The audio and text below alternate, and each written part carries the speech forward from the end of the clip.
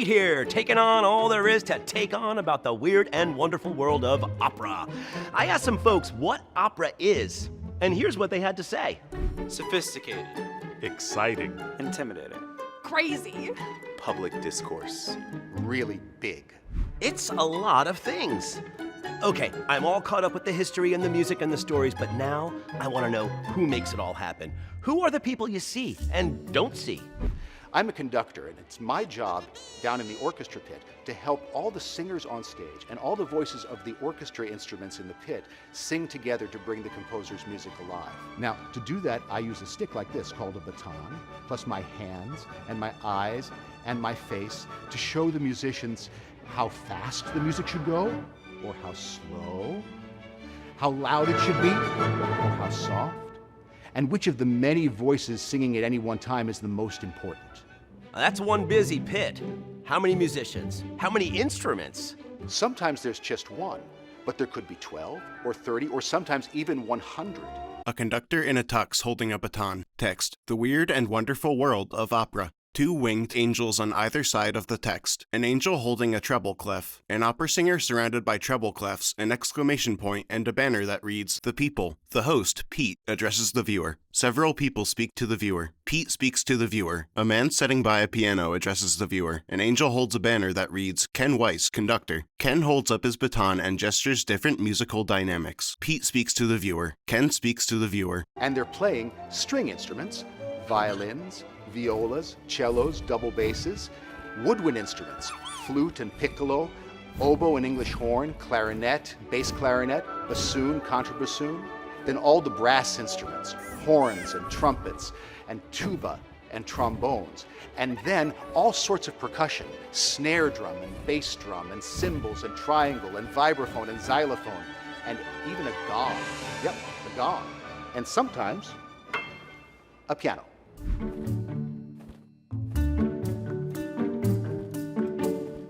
Now I gotta find out more about those opera singers. There's so many kinds of singers in operas, like me, from soloists to chorus members to supers. There are so many kids in opera, and opera even written for kids.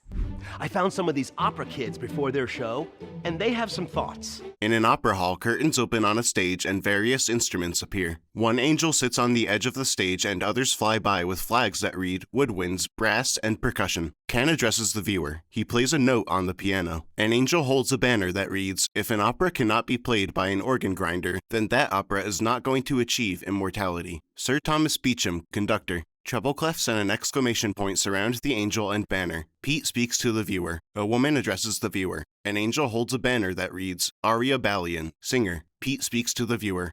There's usually plenty of people who are singing in it and people who are dancing in it, so that you actually feel what the composer might have been feeling when he wrote the opera. Well, that sounds pretty exciting. I bet there's a lot to look forward to. I'm looking forward to giving my best performance, and I'm also looking forward to spinning in my costume, because my costume is like this, when I spin in it, it's like this big poofy thing, and so when I get to spin in it, it's all over the place. A girl speaks to the viewer. Text: Colette Yang. Pete addresses the viewer. Another girl speaks to the viewer. Text: Daryl Johnson. Pete speaks and gestures to the viewer. But who's making the magic behind the scenes? They're just as important as the people that you see and hear. Oh, like those amazing costumes. We say a little something about ourselves by the clothes we choose to wear every day.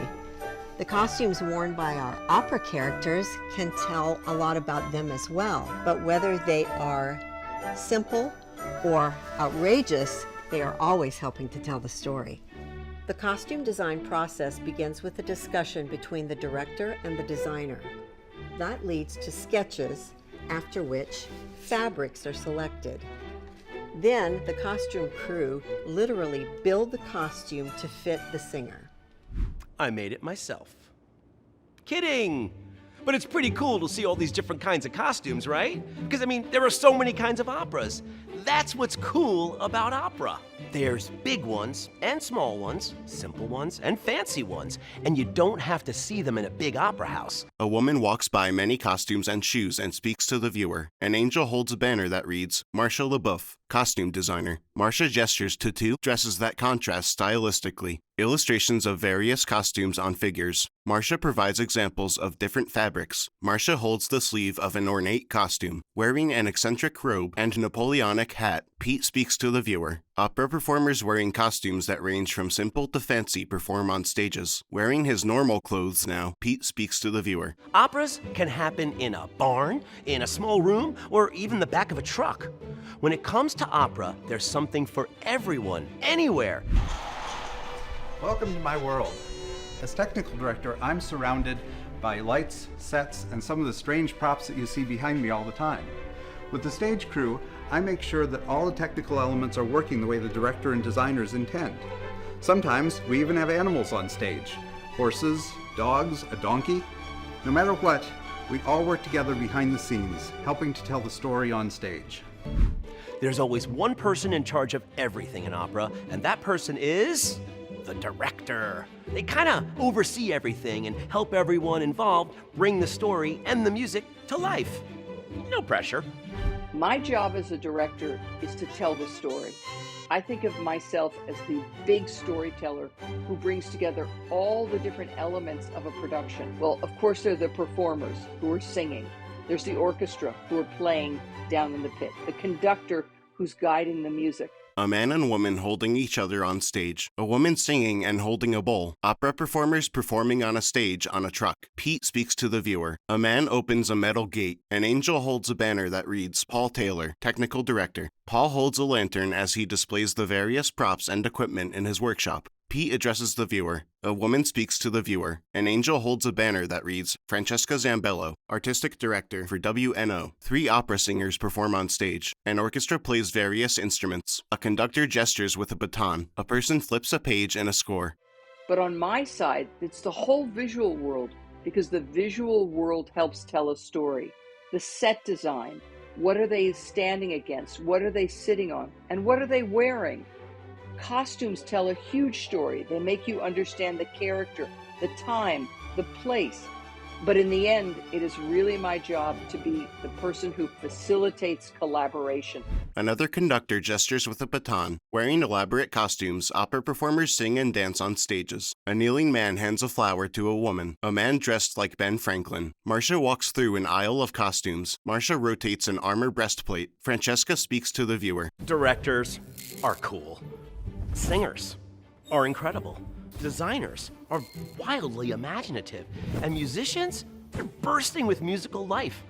Opera is awesome! Pete addresses the viewer. Illustrations of a megaphone and a mask that smiles and then wears sunglasses. Text. Directors. Cool. Illustrations of a microphone and a mask with pursed lips. Text. Singers. Incredible. An illustration of a mask with a mustache and glasses. Text. Designers. Wildly imaginative. Illustrations of masks, one that's smiling and one with pursed lips. Text. Musicians. Bursting with musical life. Opera is awesome. Lightning bolts strike around the text and emit from Pete's hands. No, it literally creates awe. It's like all of these art forms, from dramatic music to poetic words to inventive dance to elaborate design to weird and wonderful plots about life, death, deception, joy, politics, star-crossed lovers, mistaken identities, and so much more. They all creatively come together in one place to form a cohesive whole.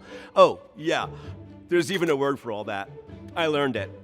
It's not easy to say. Text. Awe. Dramatic music. Poetic words. Inventive dance. Elaborate design. Weird, wonderful plots. Life. Death. Deception. Joy. Politics. Star-crossed lovers. Mistaken identities. So much more. Creatively come together. One place. Cohesive whole.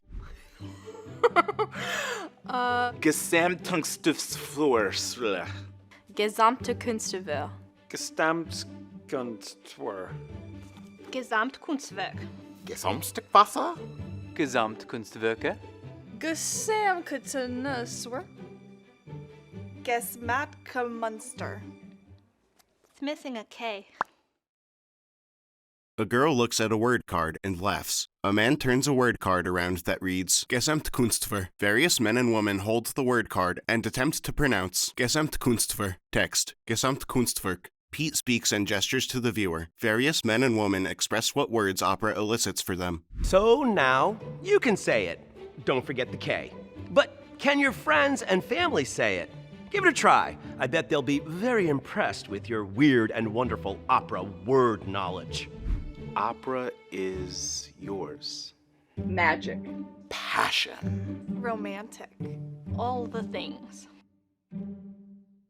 Credits roll. Written, directed, and hosted by Peter Michael Marino. Interviewees: Timothy O'Leary, Francesca Zambello, Mark Bamuthi-Joseph, Aria Balian, Ashley Day, Raymond O. Caldwell, Ken Weiss, Marcia LaBeouf, Paul Taylor, Carl DuPont. An angel appears. Text, pianist, Dana N. Scott. WNO Opera Institute students: Natalie Hamill, Gianna Macedon, Aaron Knight. WNO Children's Chorus members: Colette Yang, Daryl Johnson. Text, Kennedy Center staff: Timothy O'Leary, General Director, Washington National Opera. Francesca Zambello, Artistic Director, Washington National Opera. Jordan LaSalle, Senior Vice President, Education. Warren G. Williams III, Interim Director, Music Education. Ashley Day, Manager, Music and WNO Education. David Kilpatrick, Director, Education Programs and Productions. Kevin Giglinto, Senior Vice President, Marketing. Andrew Carey, Vice President, Digital. Ben Rosenfield, Director, Multimedia. Regis Vogt, Executive Producer, Media Brand. Text, Sponsors: Paul M. Angel Family Foundation, the Morris and Gwendolyn Caffritz Foundation, Prince Charitable Trusts. Additional opera fans: Chad Vozen, Shannon Glassner, Megan McBride, Ahmed Eldawa. Produced by 522 Productions. An Angel Floats By, Fades to Black.